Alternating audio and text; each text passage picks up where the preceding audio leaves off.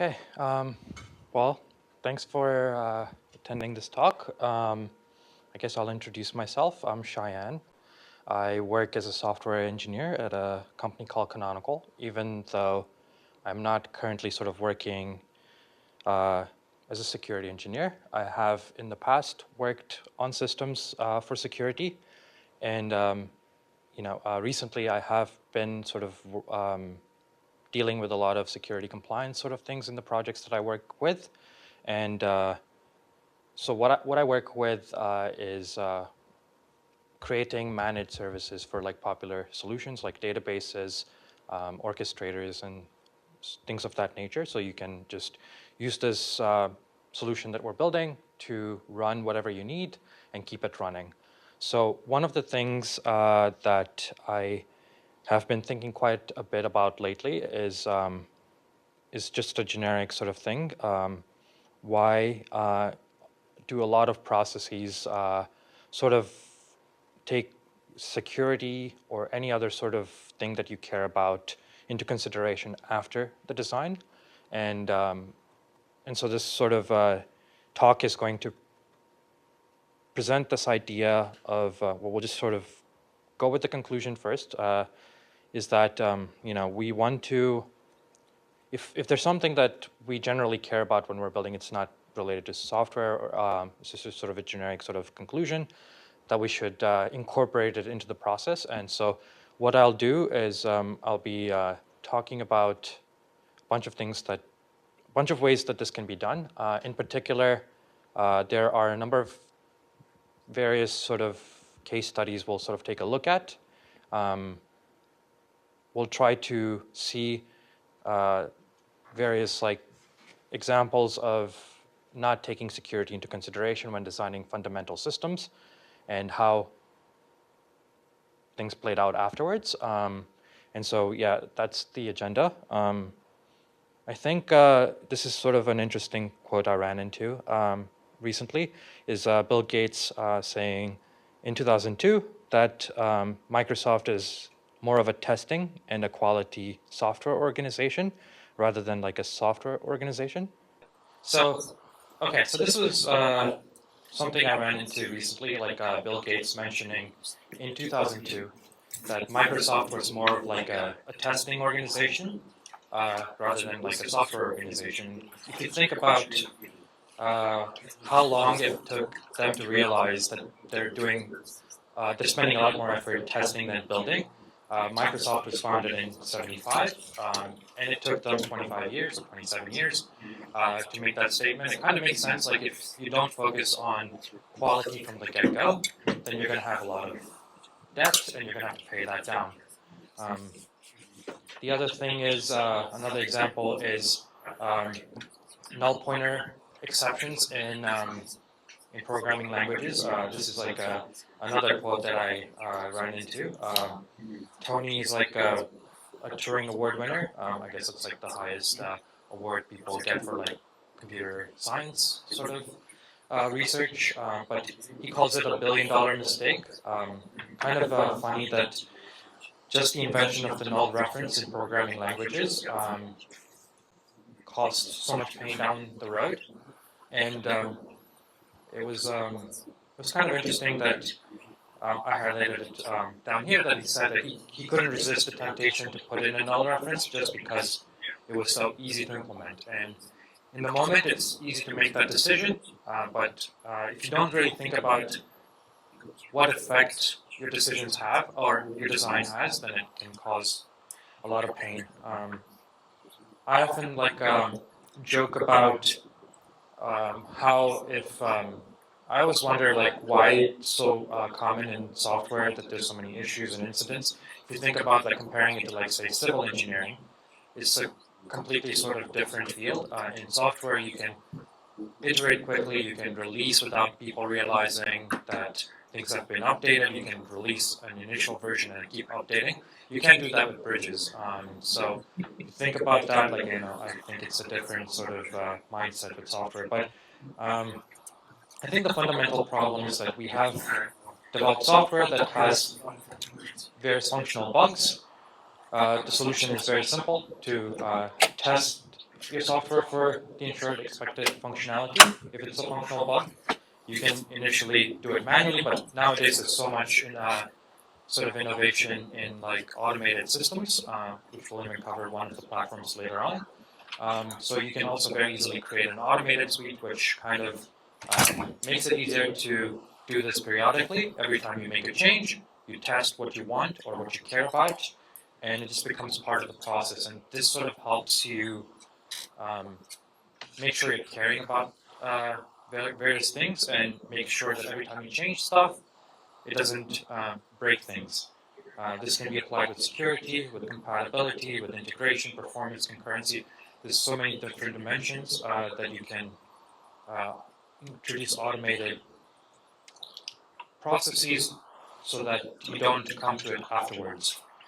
So again, this is, I think the other thing is that when you consider when you might have the best information about, let's say you want to create documentation about how people might use your product, as you're building it, you're more aware of sort of limitations your product has, the sort of problems or challenges you're running into as you're building it, and that context is the freshest when you're in this zone. If you come to, I've seen a lot of teams write documentation for users after they've already built the thing that they want to document, and when you do so, like you don't have that context. You're not. You have to like build up the context of what sort of challenges people might have, why certain decisions were made, and it kind of is like a common sense kind of thing that it might make sense to do this while you're in the development phase. So yeah, let's just like dive into some various case studies. So like I work for Canonical. It's a company that is like popular for supporting Ubuntu, if you're familiar with Ubuntu. So I think one of the very clear examples of limitations is when we talk about packaging in Linux. So Ubuntu is a Debian-based operating system. Debian is a distribution mechanism that was introduced in the 90s. It's still like going strong today, but I think one of the things that it enabled people to do was it allowed people to create any sort of software and then have a very easy way to distribute it in Linux machines. You can have communities that maintain a certain package, and not only is it like limited to people who have these sort of resources, but it allowed individual or independent developers to distribute their software very easily. So what is a Debian package? It's basically this like standard format for like defining what your software does. So it's like basic, these are the components. There are 3 components to a Debian package. It's a file, it has a file with like a version, information about what your package version is and what it does. There's a control archive which has like various scripts and information for how your package, that might be necessary to the lifecycle of your package. So things like scripts that can be run before installation, before removal, after removal, some sort of hash of your package to make sure that it's not corrupted when it's downloaded and installed, some sort of configurations for your software. This is really cool because now you're starting to think about, this allows people to introduce quality checks and various sort of customizations for like when you download and before you start up. So like if you're downloading a database through a Debian package, you can set up the database, set up all the things that need to be done manually. It's sort of providing a mechanism to do this. And obviously the actual installable files. So this is great for describing what's in your package. It's great for being able to figure out what you can do when it's being installed or when it's being removed. You can do some cleanup if you want. But this was like, I think, a very big sort of system or innovation at the time. It enabled people to build various Linux systems. But I think at the time, they didn't realize that once you install your package, it can do things with your system. and there's no sort of way to manage what your package is doing. So if you install like some sort of corrupted or malware, some package with malware, it can go and like wreak havoc in your system. It can change files in various places. You can access your network, your file system. It can access your camera, and there's no there was no thought put into what your package will do. They solved the distribution problem, but not sort of figuring out how the package can be managed. So that was a very big shortcoming. So what have people done since then? So Snaps is like a distribution mechanism in Ubuntu. There's an equivalent thing called Flatpak for Red Hat, and these are like cross platform solutions. So what are Snaps? They're basically the next iteration of Debian packages. They're universal application packages. They can be installed in any Linux environment. And the nice thing is, when you install the Snap, you're also installing all of its dependencies. So now this is can be a drawback, because now you can have a lot of duplicated dependencies. If you have Snap A and Snap B, they both use the same dependency package or library. They both have their own versions, but there's a way around that. You can create sort of a hierarchical thing that Debian packages do. We can introduce that in Snap, and there's a way to do that. But I think the biggest thing that the mindset shift here is that they introduced containerization into these Snaps. So I think this has been possible because of various innovations in Linux. Things like namespaces that, if you're familiar with containerization technology like Docker, they use namespaces. And so I think that enabled people to build something like Snaps that will allow you to enforce this containerization. But what does a Snap introduce that a Debian package doesn't, is that it has a way to either allow the developer to define, and also the installer to define and enforce white lists or black lists of things that your Snap can do. So what are these things you can allow or deny? Things like access to your network, access to various files, access to your camera, speaker. There's a lot of various interfaces and permissions defined that your Snap is allowed to access requests to. So by default, you can have your Snap that's completely containerized. It will see files. It will work transparently. It will be able to modify files and reference them in Linux transparently like it is on the host system. But those files that it creates and writes are completely isolated from all the other files from all the other Snaps. This is really nice because now it's allowing people to design stuff in a secure way. It's allowing people to express what it needs. You're allowed to monitor what your Snaps are doing. You're allowed to, when you clean or when you remove it, it's very easy to clean up. It cannot change files that it doesn't have access to, for example. So this is a really nice sort of thing that maybe if you had thought of security as a concern when you're building Debian packages, then you might have been able to introduce something like this, or add these mechanisms. But because Debian packages are so widely adopted, it's so hard to change things in Debian or the way Debian packages work. So you have to introduce something new. You have to get buy-in, and there's always friction. So I think I remember there was there were a lot of people yelling about Snaps when they were first launched in Ubuntu. A lot of people really disliked things like you should. They thought that some major complaints were it goes against the principle of open source. It goes against because the Snaps, the store where Snaps can be installed from, are hosted by a company, Canonical. People didn't like the fact that it wasn't something that the community had access to, even though Canonical is taking on the burden of maintaining this, and there's no sort of restrictions on who can upload Snaps, but people didn't like the idea of it being dependent on an org.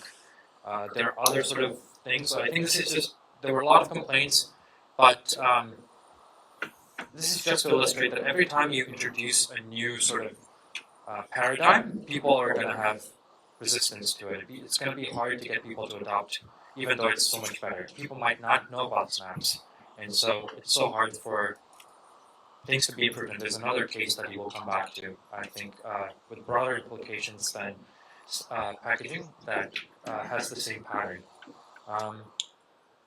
Another thing, I worked for a while with MySQL, and so MySQL configurations, it's kind of a generic sort of thing. You're building software, you want to allow people to configure it whatever way they want. I think that's that abstraction layer allows people to build generic or widespread solutions. And so MySQL is a very popular database. I think Oracle and MySQL can be grouped together. This is like one of the one of the orgs that try to measure how popular a database is depending on like use, community, conversation, how many people are maintaining it. They came up with this sort of ranking, and it's not like an absolute thing, but it kind of displays that MySQL is a very popular database. So now let's take a look at how many versions there are. It's hard to know what version of the database people are running, but there have been polls and studies done to sort of that you can extrapolate into trying to figure out how many clusters of MySQL version 8.4, 8.0, 5.7, 5.6 are out there running. And you will notice that even though people say that MySQL 5, which hasn't been supported for a really long time, and it's kind of considered legacy at this point, there's so many clusters out there. I can sort of anecdotally say that this is kind of accurate. Speaking to people who manage databases for large organizations, it's really hard for people to upgrade databases in particular, but also upgrading is such a pain because with something like a database, when you're upgrading, it means you might have a maintenance window, which means you might not have the access to the database, which could have real business impact. So we'll come back to this. Just keep in mind, there's a lot of databases that run older versions of MySQL. So now, why is this relevant? Why are we talking about this? It's because, okay, so let's look at the number of configurations. MySQL 5, MySQL 8, around the same number of configurations that you can use to configure the database, right? Now, why is this interesting? So now you have configurations. Configurations can have default values. You don't want someone installing MySQL to go and add values for 500 configurations, right? You want to encapsulate expertise into these defaults. It's kind of like a very simple thing. Like you want these configurations to be. You would expect that they make sense, right? Like in what way? You want them to be like your default values to be secure by default, right? You don't want someone to install something and then, like, if there's a TLS configuration that encrypts things, you expect that to be set, but that wasn't the case until 5.7. I don't know why it took them so long to come up with this realization. Probably a lot of horror stories and complaints about configuration and the problem of figuring out what a secure configuration is. But yeah, 5.7 was released last release was in 2018, and there's still a lot of clusters out there that are using 5.7 and older.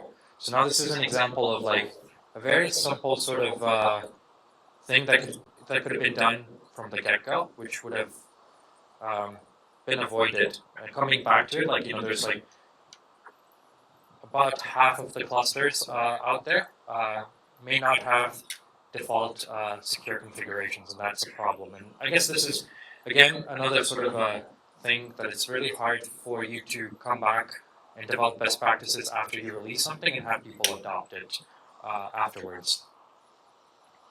Another thing, another sort of case study, I think this is a kind of a scary one. There's this one, there's a protocol called BGP, Border Gateway Protocol. It is, I think, the backbone of internet networks. What is BGP? So I guess some background. Here we have three, let's call them clouds here. What is represented by clouds? These are autonomous systems. This is an autonomous system is a collection of a number of machines that are connected through various either local internet or wide internet simply said, these are machines that are part of the same network. For example, you can have a company that has its own internal network. You can have an internet service provider that maintains autonomous systems, right? For example, Verizon might have their own autonomous system. Comcast might have their own. And this is great, but I have my machine here, here in the Arcadia network. I want to go to google.com. I want to go to their site, get some files from their server. How does my machine know where Google is? Google's IP addresses might change, and you don't want it to be tied to a specific location. So the BGP protocol allows various disparate autonomous systems to advertise where a certain IP address is, right? Or how to get to that. Basically, like you can have Google in AS2, it advertises its IP address, and that allows someone in AS1 to be able to route its packet to Google through these advertisements for BGP are like a way to allow dynamically determining how to get your packet from your machine to Google. So it will go through a number of machines along the way. It goes to the first machine that then looks up what the best way to get to Google's IP address is. There's external BGP and internal BGP. IBGP is internal to the AS, the autonomous system. So that's something you can have a lot more control over, but it can also be used to advertise your routes outside of your control. Now, okay, I guess that's cool, but let's talk about how and when this was sort of developed. It was developed in '89. I guess I pulled this like sort of thing. I want to highlight a couple of things.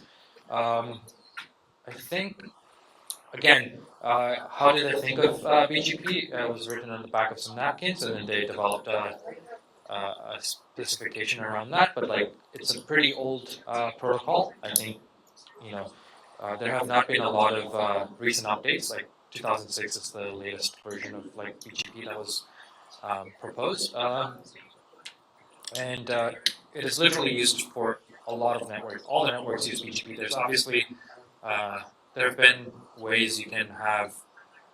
There's something called IXP. I'm not going to get into that. But there's ways to avoid BGP, but this is like the backbone of networking.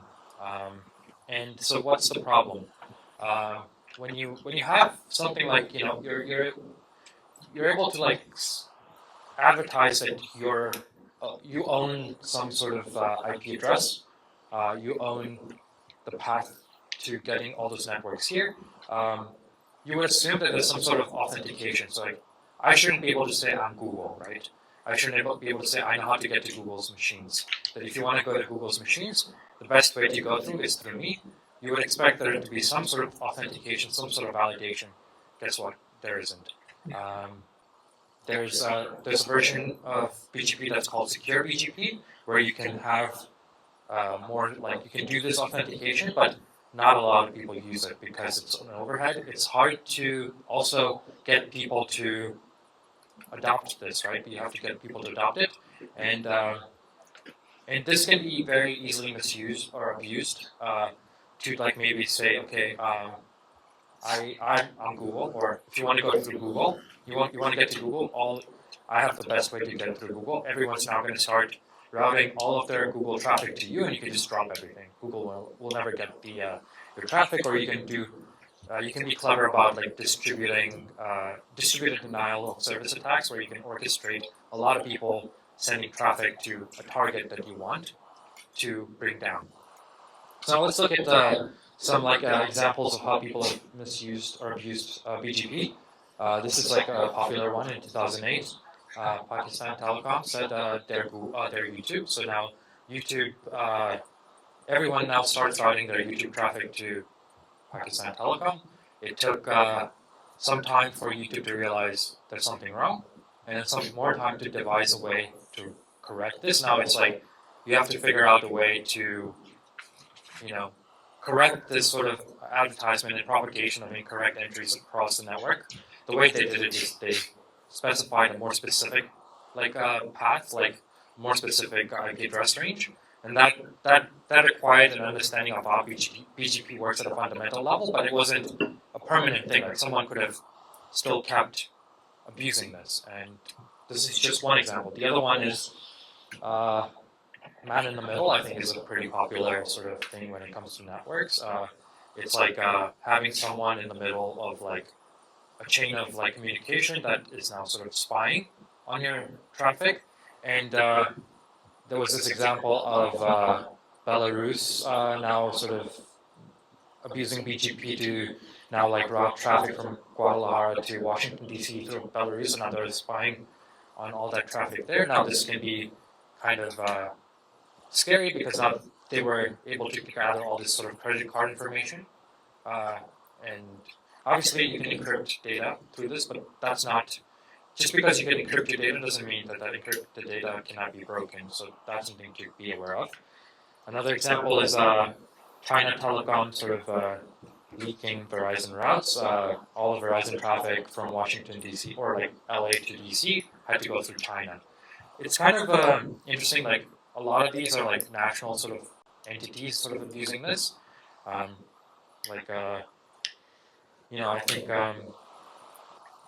you might say, okay, this might be like foreign entities sort of taking advantage of this, but NSA also did this, where I think I don't know when it was. I think about over a decade ago, Snowden had a bunch of leaks. Snowden was an employee at NSA. He went and like whistle blew, and one of the things that he leaked was that the NSA was using BGP vulnerabilities to now capture all traffic within the US and monitor.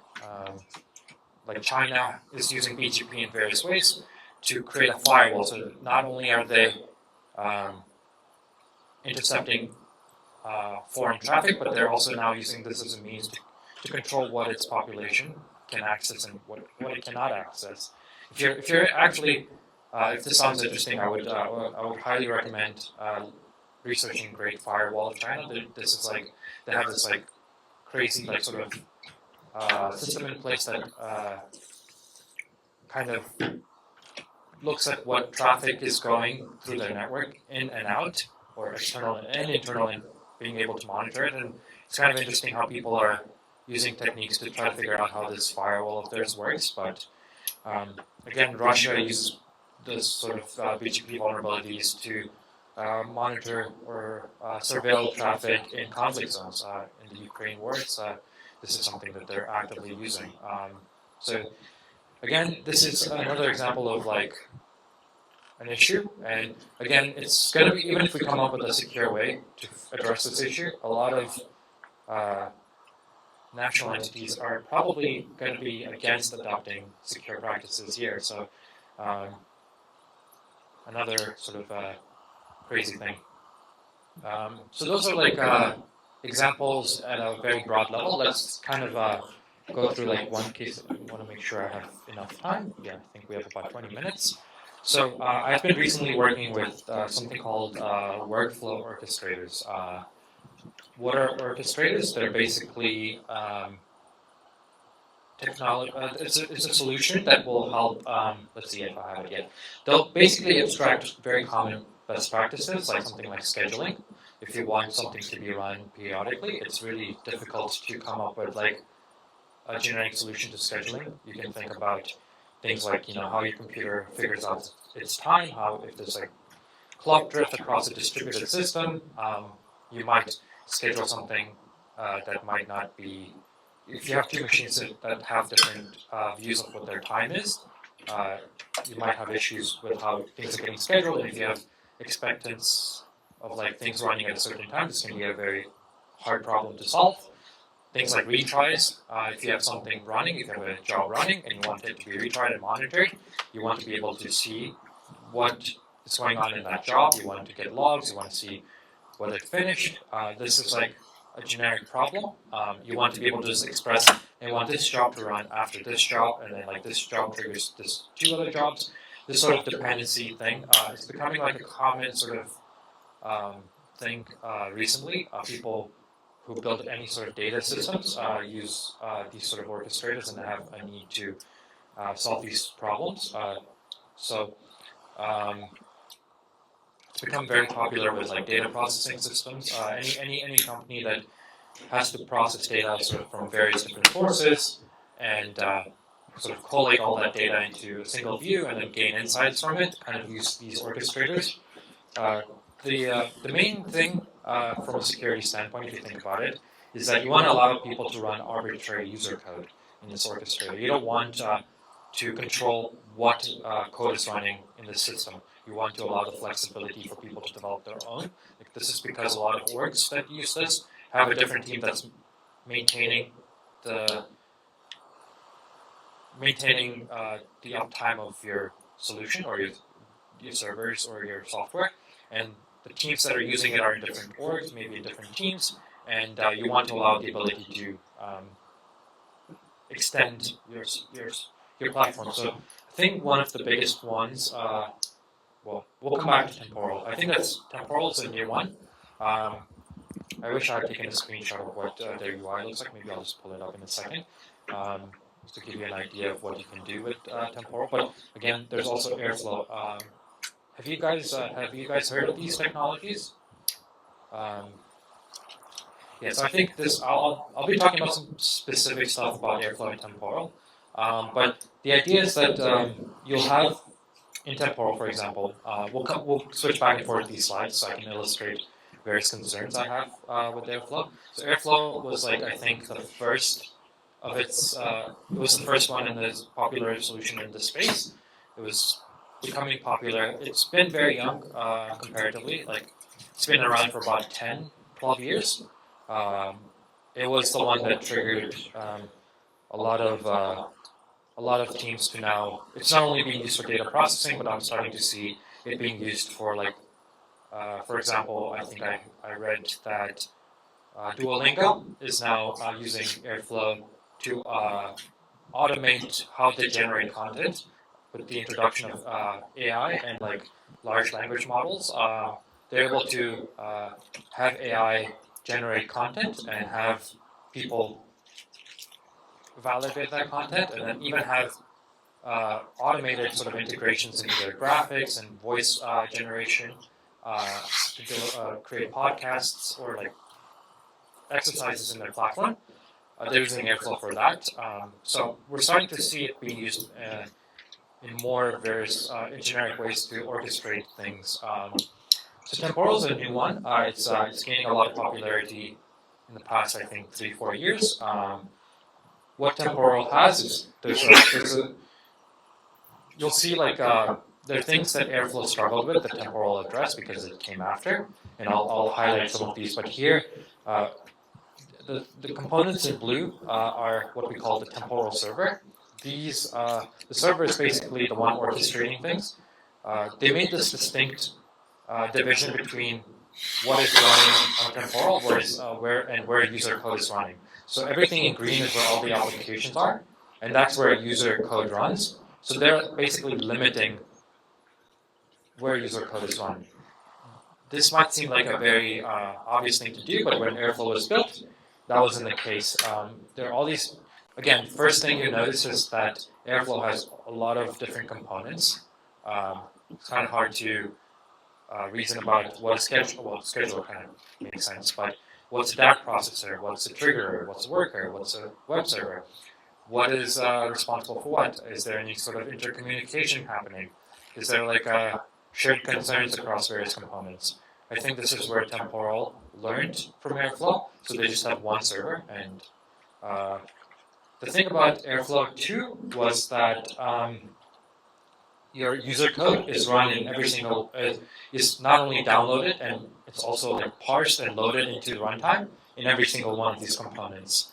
So you can, now you have to, and all of these components can access the database, not only for like storing their own data, but also accessing the Airflow data, database, which is what Airflow uses to like make sure that it has a unified view, it has all the metadata about what is being orchestrated. So you can have a user write a script that's loaded into every one of these components. That script can go and change in what order scripts are run, and this makes it a lot easier for people to once they infiltrate your system to change things up and avoid detection, change expected behavior. Maybe this would be very easy to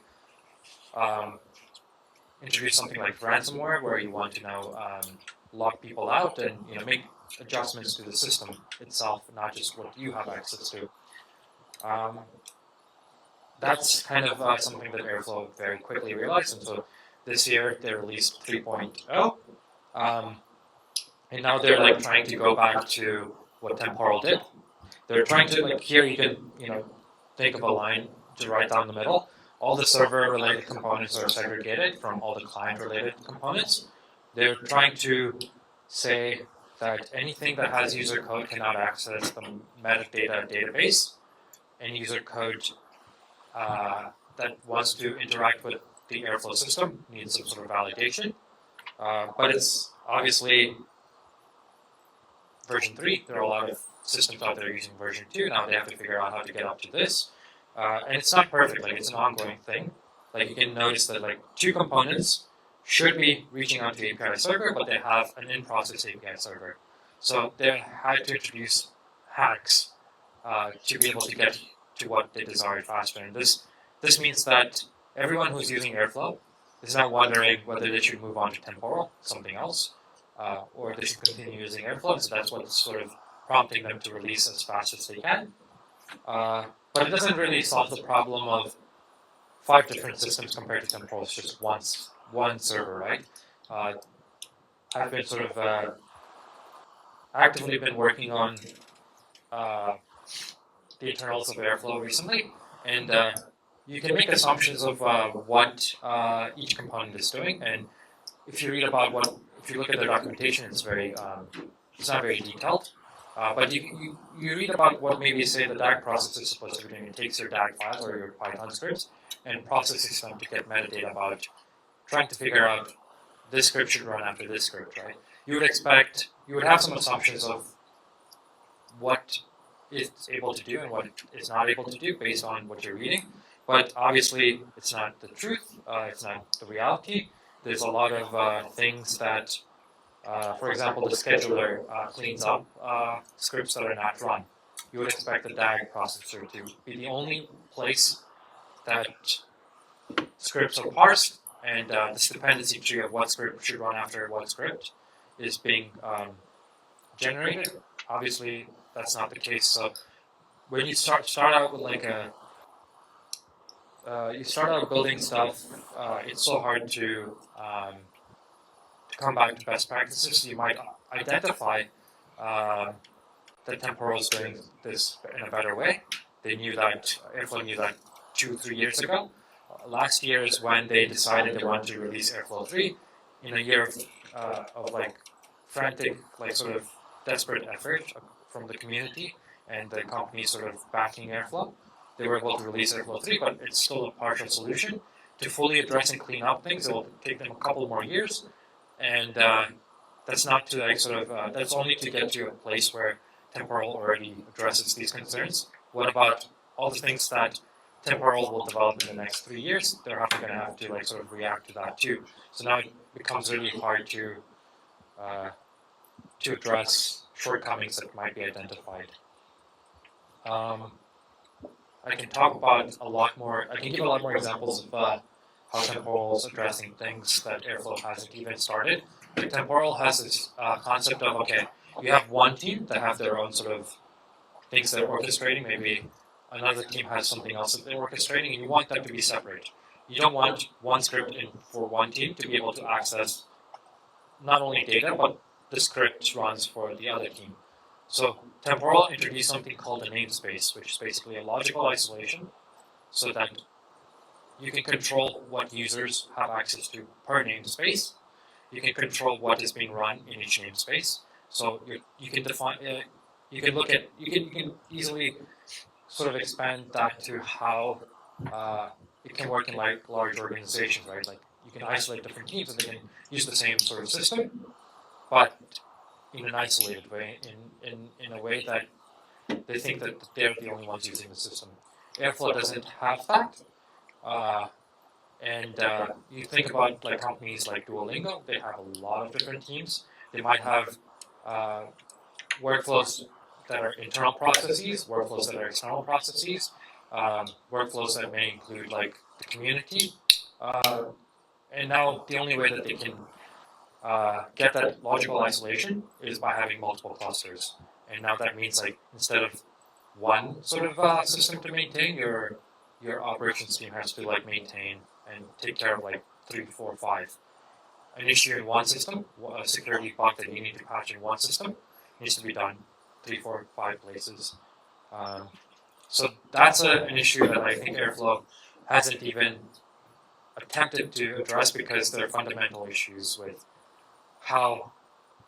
like security concerns that they're still trying to address. So again, this is like an example of like, okay, so if you're the first one to market, you don't have the luxury to think about a fully fledged, robust solution. You're more concerned about getting people adopting your solution. You're more concerned about getting the advantage of being the first in the market. Later, sort of subsequent solutions have the advantage of learning from your mistakes and how people use your solution. It kind of is telling that a lot of major orgs are still using Airflow 3, and Temporal is still like, even though it addresses all these concerns, it's still having trouble sort of gaining traction. So that's kind of still not the end of the world. Like Airflow still has the ability to address these issues and still maintain its user base, but obviously a new company, a new product that wants to evaluate what orchestrator to use, they might go with Temporal over Airflow. So again, these are not like the issues that Airflow 2 had were very fundamental. Like it's not something new. It's as simple as like, okay, anything that the user code, any sort of component that the user will have access to, you don't want it to have access to the system, right? You don't want it to have to access to like how Airflow is orchestrating things. You want to have that separation. It's not a new revolutionary concept. It's just that Airflow didn't focus on this when they were building Airflow, and now they're spending a lot of effort and money to rectify that. So this is, I think, an example of like how if you define. Okay, so I guess this is a lot of doom and gloom in this sort of talk. I'm a very cynical, pessimistic person myself, so I think I can live with that. But like, you might not share my view on that. So like, what can we do? I think it's a very simple sort of thing. Because you would need to define before you build anything, like what is important to you, what do you care about, and I think I'm starting to see a lot of development teams sort of now having a way to define what values their product has, not only software but even like hardware or like other products out there. People are starting to spend more time designing and defining what they care about. And once you can do that, like if you've ever talked to a pilot before they take off any flight, they have this checklist, right? And it's very easy to forget things, but when you write them down and create this checklist, pilots need to go through this checklist and double check everything is up to standards. And even if one of these fails, they'll abort the flight. And this is a very reassuring thing to me, like taking an airplane. I'm a very pessimistic person anyway. But it's nice to know that there's a standard. There are people talking about what is necessary before a flight takes off. I don't know why we don't have more of this in what different like engineering fields. I think if it works for pilots, it should work for us. I think for like the teams that I've been recently working with, I've been an advocate for like defining processes. I think a lot of engineers sort of enjoy being down in the weeds, talking technical stuff, but not thinking about what their users are going to use their stuff for. They're more concerned with like implementation details and not usage details. They're more concerned about how technical challenges, but not ways people can take advantage of it, or it's more about code rather than what they're building and enabling people to do. And You might say that's what project managers are for, but there's some things that even engineers can adopt common sense and sort of define what they want to care for, like testing. Like going back to Microsoft realizing that they're spending a lot of time testing. There's a pretty popular paradigm called test-driven development, which basically is the idea that you write your tests first before you develop anything. And you don't do it once, you do it iteratively. Why don't we have documentation-driven development? Why aren't we sort of defining how users will use your product before we build it? Why aren't we doing security? Why aren't we incorporating this into processes? Why aren't, for every sort of big feature we release, why aren't we incorporating these things? I think a lot of teams don't do it. I think I've seen a lot of teams starting to adopt this, but it's not a formalized thing, right? It's like, do you want to do this all at once at the end? Or do you want to do a security audit at the end? Or do you want to do it at regular intervals? It might be like, there was a very popular sort of meme recently where like, there were people talking about, do you want to fight one gorilla-sized chicken or 100 chicken-sized gorillas? I think it's a similar sort of thing. Do you want to test the system at once and have a huge sort of thing to test? Or do you want to break it down? Obviously, you want to, you don't want to like do this too often, right?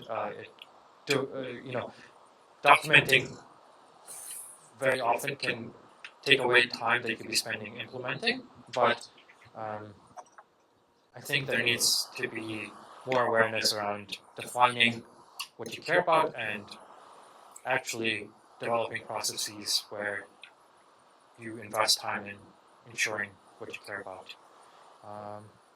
And yeah, that was it from me. I am happy to answer questions and happy to discuss anything you might want to.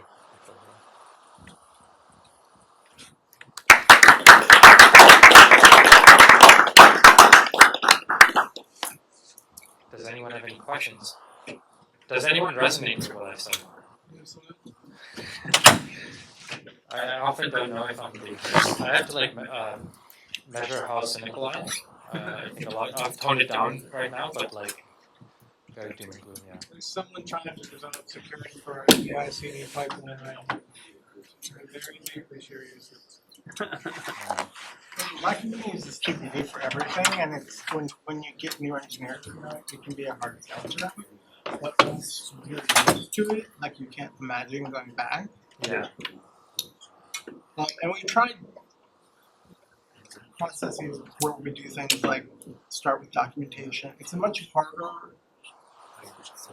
Mapping is not as clear, right? Yeah. I mean, if you start with documentation, that's good. And you can end up with like APIs out of that, and then you can write tests for APIs. Yeah. But like, and then AI changes so much in workflows and in how managers think things should go. I mean, it's interesting because like I have not found that they're great at TPD. Mm-hmm. But like I'm so used to TPD that I find it very frustrating sometimes. I'm like and like you're like yelling at your stupid code assistant like where's my like you didn't write this first. Yeah. Like because like there is something incredibly satisfying and reassuring writing your tests, having them all red and they just go green back one by one. And if you've written your tests properly, when they're all green, you're done. Yeah. The other thing is like I saw like a lot of companies having various like QA departments and the development departments. I'm not a big fan of that. I think that it's okay to have a dedicated team that's focused on doing QA, but when you create like divides where you're saying you're responsible for testing and you're responsible for development, then people are not going to think about testing as developing, right? Being aware of what is being done and being aware of what you can do to make things easier, being aware of like documentation as you're developing, forces you to think about how users are going to use your software.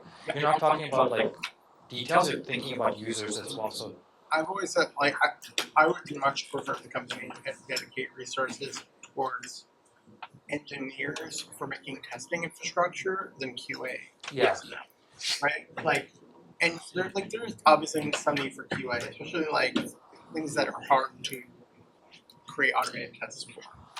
But I would much rather have people who are working on frameworks for us to be able to test No, stuff. that's what I meant by like having a different team that's focused on testing, but being aware of that pain makes you more empathetic to people actually having to test your stuff. Oh, yeah. And this is not just testing related, right? It's related to anything you care about, really. Yeah. Sorry, I think you have your hand up. Question for you and Shayan, and maybe for the group too. I resonate with the idea that you said a couple times that the security it's hard to bolt on after the system's already been designed and fielded, right? And I don't know. I'm curious if anyone has any thoughts on are there any small practices that can make that easier? Because I don't know, we might find ourselves in a scenario here where it's like, well, I can't get an organization to adopt all of these security design best practices from the get-go. We might for several years find ourselves in positions where organizations are just like, hey man, I got to figure this out. It's already fielded. What do I do? Yeah. And are there just simple things like, well, if there's like a little, if we just implemented these tasks as brokers instead of like directly calling each other, like then we can implement little, indirection to like potentially help. You don't have to do everything all at once. So, do you know of any thoughts that kind of make it easier to bolt on after the fact? Even though I know that's hard. I have a couple of thoughts regarding that. So I've been doing a lot of what my team built over the past 2-3 years. We had this like sort of introduction of like being SOC 2 compliant. It's like I guess there's different compliances to be able to sell this product to governments or stuff like that.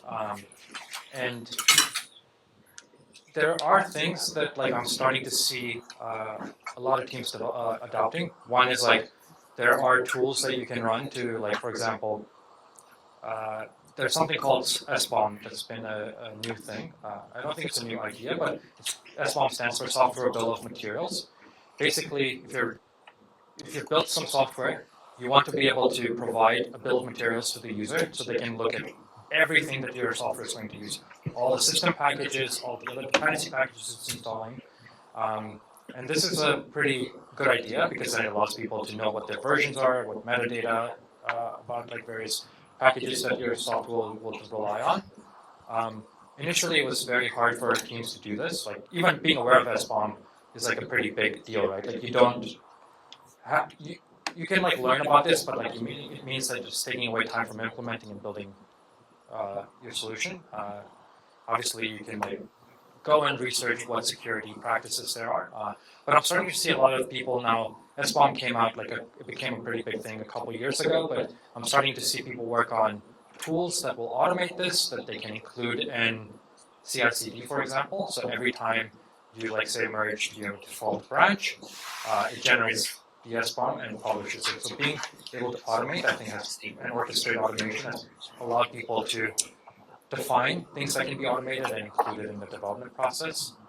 So yeah, with SBOM stuff like that, like first of all, just actually going through the process the first time, like you'll be astonished at all the shit your software uses that you don't know about. I mean, especially if you use like NPM or something where like you're like, why is there a package that is true? Yeah. Like they're crazy packages people have written and people are using that do one thing that is built into the language or something. But the other like there are certain just like mindset things you have to like so just like starting with the approach of like zero permissions by default. Yeah. So like we use AWS to host our stuff. So basically like when you start writing a new service, right, it has 0 IAM permissions. And you have to explicitly grant it every permission it needs on just the resources it needs. And if you need more, like you have to justify that, right? Because like you don't need access to this system's files. If you need something from that system, you have to ask that system. I guess it's similar to like snaps, right? Like in Debian Exactly. Before. Like I think it's a very common thing to. Right. Yeah. Very easy Yeah. to, like, They basically are. It is a container at the end of the day.